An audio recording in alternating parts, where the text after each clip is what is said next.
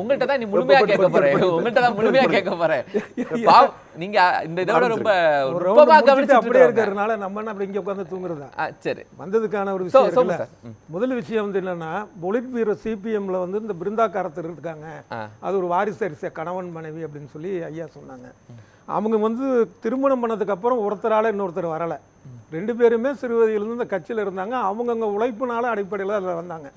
அவர் கணவன் பொலிட் பியூரோ, அவர் கணவன் அப்படிங்கிறதுனால அவரோ இல்லை மனைவிங்கிறனால இவங்களோ வரலை. அது ஒரு விஷயம். அடுத்தது வந்து இப்போ சுகுணாதேவி அவர் பேசினப்ப சொன்னார், இப்போ ஸ்டாலின் நிறையா சாதிச்சார், இவர் வந்து அன்புமணி சாதிக்கலை அப்படின்ட்டு.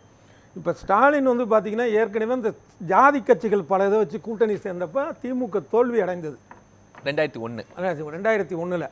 அதுலேருந்து நம்ம 2 விஷயத்தில் பாடம் படிக்கலாம். ஒன்று, அவங்க தோல்வி அடைஞ்சாங்க, அதாவது அவர் தொடர்ந்து வெற்றி அப்படிங்கிறது இல்லை, அவர் தான் அதில் வந்து முன்னின்று செயல்பட்டார். இது கருணாநிதி இல்லை, ஸ்டாலின் பண்ணார். ஆனால் அந்த தோல்விக்கு அப்புறம் அவர் வந்து அப்பா வந்து, அதாவது கருணாநிதி வந்து ஸ்டாலினை வெளிப்படையாக எதுவுமே சொல்லலை, உள்ளார பேச்சு நடந்தது. இன்றைக்கி வந்து ராமதாஸ் பேசுகிற மாதிரி பேசலை. அது ஒரு விஷயம். இப்போ அதுக்கு அடுத்தது பார்த்தா கருணாநிதி வந்து மிகச்சிறப்பான ஒரு இதில் பண்ணார், ஸ்டாலின் அப்படியே தொடர்றாரு அப்படின்னு நம்ம சொல்கிறோம் இல்லையா. இந்த மாதிரியானது வந்து ஒரு மாயையாக இருக்குன்னு எனக்கு தோணுது. நானும் திராவிட இயக்க பற்றாளன் தான், இருந்தாலும் தோணுது. என்ன காரணம்னா, இப்போ மதுரை ஆதீனம் சொன்ன அப்பட்டமான பொய்க்கு நடவடிக்கை இல்லை. இந்த தருமபுரம் ஆதீனத்தில் வந்து ஏற்கனவே பட்டினப்பாக்கம் அந்த பட்டின பிரவேசம் தொடர்ந்து நடந்துகிட்டு இருக்கு, முடியாதுன்னு சொன்ன விஷயம் நடந்துகிட்டு இருக்கு. அப்புறம் முருகன் மாநாடு, இந்த மாதிரி விஷயங்கள்லாம் இருக்குல்ல, இதெல்லாம் பார்க்கும்போது இவர் வந்து சுகுணாதேவரை சொல்கிற அளவுக்கான ஒரு விஷயமே எனக்கு தோணலை. இது எல்லாத்தை விட என்ன சொல்கிறாங்கன்னா, ஸ்டாலின் அளவுக்கு வந்து அன்புமணி செயல்படலை அப்படின்னு. அரசியல்வாதிகளை விடுங்க, பாலச்சந்திரன் ஐஏஎஸ் இருக்கார்ல, அவர் சொல்லியிருக்கிறாரு, இப்போ மத்திய அமைச்சராக சுகாதாரத்துறை அமைச்சராக அன்புமணி இருந்தபோது இவர் அங்கே பொறுப்பில் இருந்தவர்.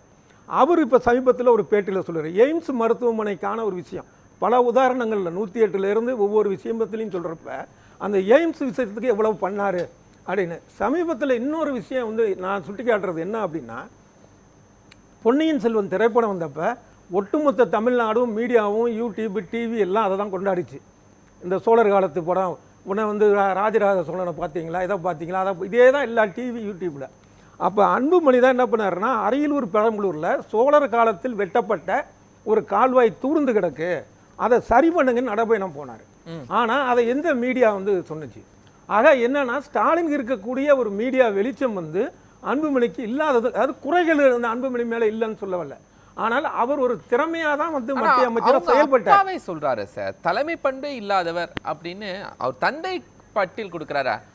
35 வயதில் அவர் அமைச்சராக்குனதே தவறு அப்படின்னு சொல்றாரு. அந்த 35 வயதில் அமைச்சராக்குனது தவறு. அதே நேரத்தில் அப்போ வந்து மொத்தம் 13 பேர் அமைச்சராக இருந்தாங்க, தமிழ்நாட்டிலேருந்து இருந்தாங்க. அதில் நம்பர் 1 அன்புமணி அப்படின்னு லயலா கல்லூரியிலேருந்து ஒரு கணக்கெடுப்பு நடத்தியிருக்கிறாங்க. இது எனக்கு மனசுக்கு ரொம்ப மன மகிழ்ச்சியாக இருக்குன்னு சொன்னவரும் ராமதாஸ் தான்.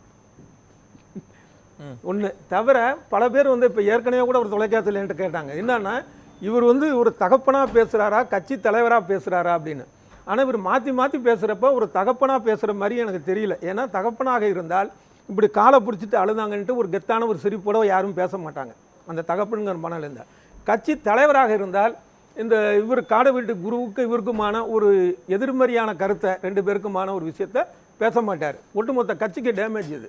இதை 2த்தை தாண்டி ஏன் அப்படி பேசுகிறாருன்னு நான் நினைக்கிறேன் அப்படின்னா, ஒரு வயோதிகத்தில் வந்து அதீத ஈகோ வரும், தான் தான் அப்படின்ட்டு வரும். அந்த ஒரு ஈகோவில் வந்து இவர் பேசுகிறதா தான் எனக்கு தோணுது. இப்போது திமுகவில் அடுத்த தலைமை யார் அப்படின்னு முடிவு பண்ணும்போது அது முக ஸ்டாலினா முக அழகிரியா அப்படிங்கும்போது ஸ்டாலினை டிக் பண்ணுறாரு கருணாநிதி. இந்த இடத்துல பாமகலையும் தான் அடுத்த தலைமையா அப்படிங்கும்போது அது அன்புமணியா முகுந்தனா அப்படிங்கும்போது அதில் குழப்பம் வருதா? இல்லை, அந்த மாதிரி தெரியல.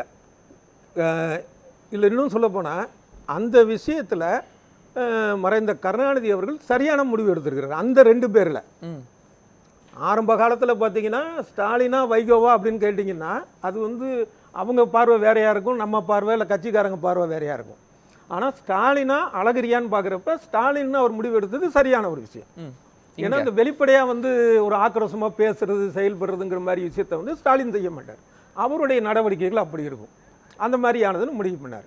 இந்த விஷயத்தில் வந்து இவர் ராமதாஸ் செய்யக்கூடிய ஒரு விஷயம் வந்து டோட்டலி தவறு அப்படின்னு தான் தோணுது. என்ன காரணம்னா, இப்போ நான் பேசுகிறப்பயே சொன்னேன், நான் ஒரு மத்திய அமைச்சராக அரசியல் பார்வையை விட்டுருங்க, ஒரு ஐஏஎஸ் சொல்கிறார் பாலச்சந்திரன், அவரும் ஒரு திராவிட இயக்க பற்றாளர் தான், எந்த கட்சியும் சாராதவர் தான் என்ன மாதிரி. அவர் சொல்கிறாரு, அவர்கிட்ட நான் பணிபுரிந்தேன், அவ்வளோ திறமையான ஒரு மனிதர் அவர், அந்த அமைச்சரவையில் சிறப்பாக பணிபுரிஞ்சார் செய்தார் அப்படின்னு சொல்கிறாரு. அப்போ அதே நேரத்தில் கட்சியிலையும் பார்த்தீங்க அப்படின்னா பல விஷயங்கள் நான் சொன்னது வந்து ஊடகங்களில் வரல. முகுந்தனுக்கு என்ன சப்பா இது இருக்கு? அதான் கேட்கப்போ, தவறு. கருணாநிதி கட்சிக்காக ரொம்ப காலம் உழைத்தவர் யார் அப்படின்னு பார்த்து ஸ்டாலினுக்கு கொடுத்தாரு, அழகிரிக்கு கொடுக்கல.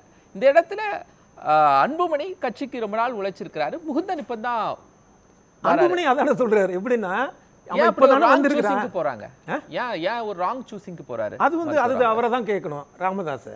அவர் செய்யறது தான் தவறு. இன்னும் சொல்ல பத்திரிகையாளரா உங்களுடைய பார்வை அதை பார்க்கும்போது அவருடைய தவறான ஈகோ, அதான் ஏற்கனவே சொன்னேன் இல்லையா, எனக்கு அப்படிதான், அதை தாண்டி எனக்கு எதுவும் தோணலை. ஏன் இவ்வளவு தவறாக ஒருத்தர் முடிவு எடுப்பாரா அப்படின்னு.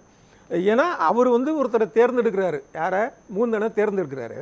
அந்த முகுந்தனே லெட்டர் கொடுக்குறாரு, எனக்கு வேண்டாம், நான் வந்து விலகிறேன். அப்போ எப்படிப்பட்டவர்? தான் யாரை தேர்ந்தெடுத்தாரோ அவரே தன்னுடைய கையில் வச்சிருக்க முடியல இவரால், அந்த மாதிரி இருக்கு. அதே மாதிரி நேற்று வரைக்கும் பார்த்தீங்கன்னா வடிவேல் ராவணன் இவர்கிட்ட இருந்தார், இப்போ இங்கே வந்திருக்கிறாரு. ஸோ இதெல்லாம் பார்க்கும்போது அவருடைய நடவடிக்கைகளுக்கு வந்து ஒரு காரணம் கற்பிக்கிறதுங்கிறது இருக்கு இல்லையா, அதில் ஒரே காரணம் தான் நான் தொடர்ந்து சொல்லிக்கிட்டே இருக்கிறது. ஒரு வயோதிகத்தில் வரக்கூடிய அதீத ஈகோ, அந்த எண்ணத்தோடைய வெளிப்பாடு. மற்றபடி வந்து ஒரு கட்சி நலனோ இல்லை ஒரு குடும்ப நலனையோ யோசித்து அவர் வந்து செய்கிறதா தெரியல. குடும்ப நலன் அப்படிங்கிறது கூட அவங்க சம்பந்தப்பட்ட விஷயம், அது நமக்கு தேவையில்லாது, அது அவங்கக்குள்ளே பார்த்துக்கணும். ஆனால் ஒரு கட்சி நலன், தமிழ்நாட்டில் வந்து நம்ம அந்த கட்சியை சாராதராக, எந்த கட்சியை சாராதராக இருந்தாலும் தமிழ்நாட்டுக்கு தேவையான கட்சிகளில் வந்து ஒன்று பாமக அப்படின்னு தான் நம்ம நம்புகிறோம்.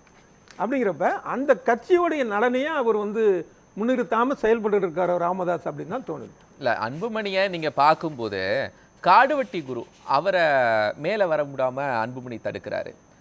ஜிகே மணி சட்டமன்றத்துக்கு போகணும் அப்படிங்கிறாரு. ஆமாம், நீங்கள் சட்டமன்றத்துக்கு போய் கேள்வி கேட்டு கிழிச்சிருவீங்க அப்படின்னு ஜிகே மணி அவமானம் செய்கிறார். இப்படி அன்புமணியுடைய லீடர்ஷிப் அந்த இடத்துல கொஸ்டின் ஆகுது இல்லை, அதுதானே ராமதாஸ் சொல்றாரு. இது சொன்னது யாரு? அன்புமணி அவர்கள் ராமதாஸ், மருத்துவர் ராமதாஸ் சொல்றாரு. ராமதாஸ் அப்போ அவர் சொல்லும் போது என்ன நடவடிக்கை எடுத்தார்? இப்பயும் அதான் சொல்றாரு. அப்ப அன்புமணி சொல்றப்ப அவர் என்ன நடவடிக்கை எடுத்தாருன்னு இதெல்லாம் கால்குலேட் பண்ணி தான் அன்புமணிக்கு தலைமை பண்பு இல்ல, லீடர்ஷிப் குவாலிட்டி இல்ல. அன்புமணியை வந்து கட்சிக்கு கொண்டு வந்தது இவர் ராமதாஸ், அன்புமணியை இளைஞரணி பொறுப்புக்கு கொண்டு வந்தது ராமதாஸ், அன்புமணியை எம்பி ஆக்குனது ராமதாஸ், அன்புமணியை முதலமைச்சர் வேட்பாளர்னு சொன்னது ராமதாஸ், அதுக்கு முன்னாடி அன்புமணியை மத்திய அமைச்சர் ஆக்குனது ராமதாஸ்.